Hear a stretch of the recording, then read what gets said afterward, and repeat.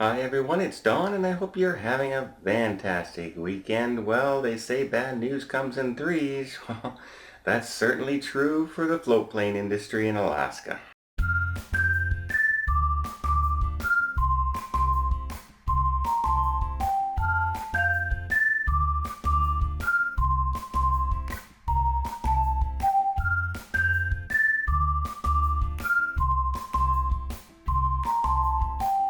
That's right, after the two crashes just a few weeks ago in Alaska, where one float plane collided with another and crashed, and another plane was landing and flipped over end to end, some causing fatalities.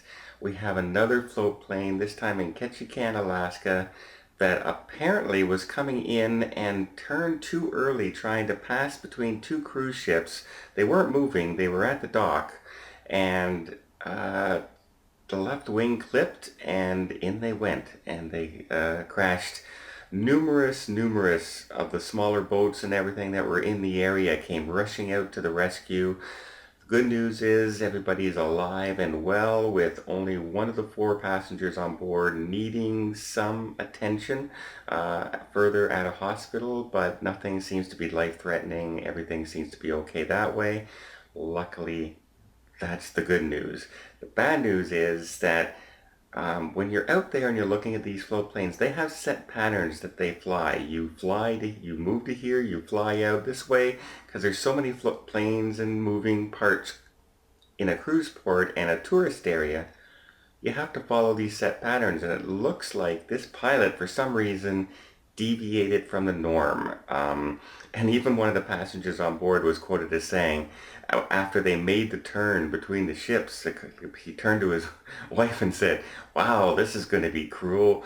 We just reached between these two cruise ships. This is going to be a cool landing." And then the next thing they know, they're in the water swimming for their lives. So yeah, not quite as cool as they thought it was going to be, and I don't know why the pilot deviated. There's going to be an investigation. It's already been launched and confirmed. So we'll see what happens there. And again, it's just one of those here we go again kind of things. They just put that behind them in the float plane industry and the tours. And then this one happens. And people are saying, make sure that you book your cruise through the cruise line for these shore excursions and don't do it privately. It really doesn't matter. They're the same company. Whether they're hiring it through the cruise line or not, it's the same float plane companies out there. There's not independent float plane drivers taking tours out. They all belong to one association or the other. So that's not the problem. A pilot deviating from his pattern to do a different landing than normal, that's a problem, and that's what happened.